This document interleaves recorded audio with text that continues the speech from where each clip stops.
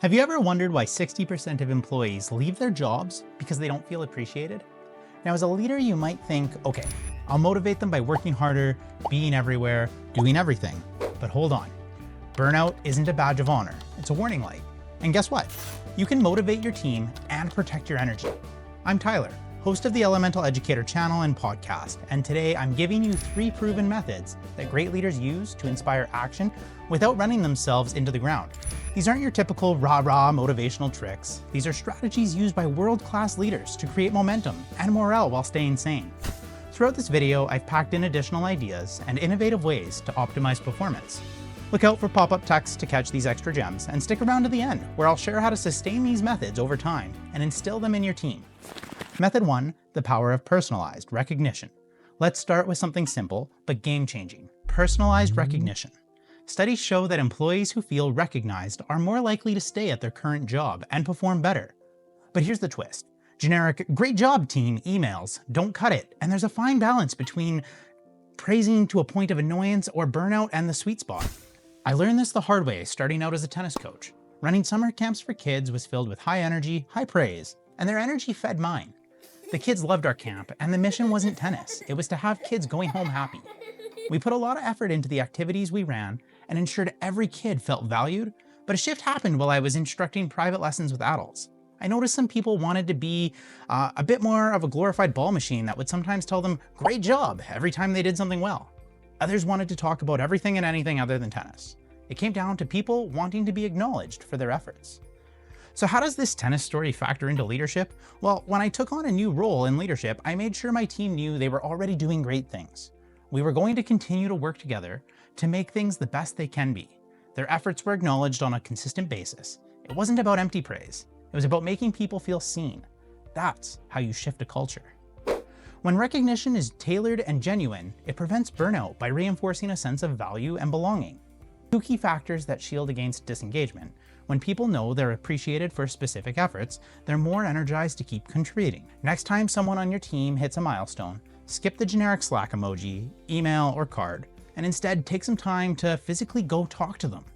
The important part here is to be specific. And no, you don't have to get cheesy with it. Don't say, "Hey Bill, great job on being a rockstar ninja guru this week." Just say, "Bill, your attention to detail on that report saved us hours. Thank you." Keep it real, keep it impactful. Method 2, autonomy equals motivation. And let's talk about autonomy. Nothing crushes motivation faster than micromanagement. Think about it. How motivated would you be if someone hovered over your shoulder all day? Exactly. Research from Daniel Pink, author of Drive, shows that autonomy, having control over how you do your work, is one of the 3 core drivers of motivation. Just look at companies like Netflix or Google. They thrive because they trust their people to take ownership of projects. I have to admit, one of the hardest skills I've had to develop is giving autonomy. I liked things done a particular way, and it wasn't the power behind it, rather the control of knowing what the final product would be. Over time, it's a skill I'm still building, and I've worked a lot to let go on things that I trust my team with. That doesn't mean things are always done the way I would have envisioned, but these are opportunities to personally recognize your team's efforts and to showcase your leadership skills. Not to mention, one task someone else on your team can do is one less task that takes up time in your day. Here's how to implement this. Start small. Pick one task or project and give your team the freedom to decide how they'll approach it. Be clear about the goal, but let them choose the process. Then step back. Yes, that's the hard part, and trust them to deliver. And hey, if they don't deliver the first time, resist the urge to jump in. "I knew I should have done it myself." Instead, take it as a learning opportunity for the both of you. Autonomy prevents burnout because it encourages employees to take ownership of their tasks, alleviating the consistent pressure leaders feel to oversee every detail. For you, that means fewer late nights stressing over things that could have been delegated. Here's the motivational kicker. When you trust your team, they trust themselves. They rise to challenges with confidence, and that confidence is contagious. It feeds into their overall performance. Method 3, set the vision, share the energy. People don't work hard for a paycheck.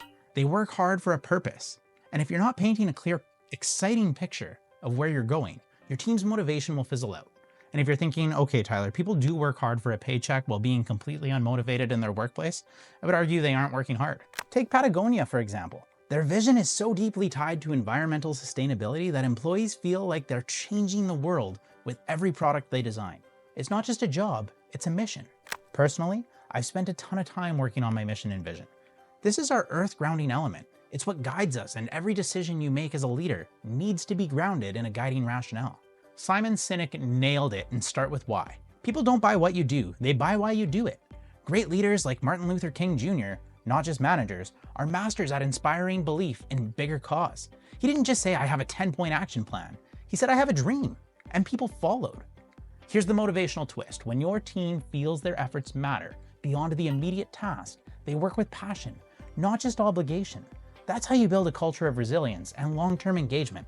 And no, your why doesn't have to be as grand as saving the planet.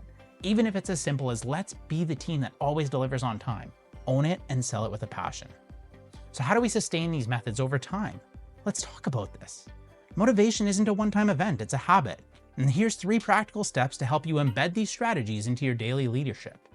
Schedule recognition. Set aside time weekly to reflect on your team's efforts and plan how you acknowledge them. A simple calendar reminder can keep this on the top of your mind. Review autonomy regularly. Periodically check in with your team and ask them how they feel about the autonomy they've been given. It's a fair question to ask everyone. This ensures balance and avoids feelings of abandonment. And always revisit your vision. Schedule quarterly, monthly, yearly, whatever it needs to be with your team to review your vision. Use team meetings, one-on-ones to remind them how their contributions tie into that bigger picture. And most importantly, don't forget to take care of yourself as a leader. Reflect on your energy levels and set boundaries where you're needed. You can't pour from an empty cup. So make your well-being a priority to sustain your ability to inspire others. And hey, remember, motivating your team doesn't mean you have to be a Tony Robbins clone. Just be a leader who listens, trusts, and inspires. Also, if you really enjoyed this video, I know you're going to enjoy my video on overcoming adversity. That's why I've linked it here for you. Make sure you check it out.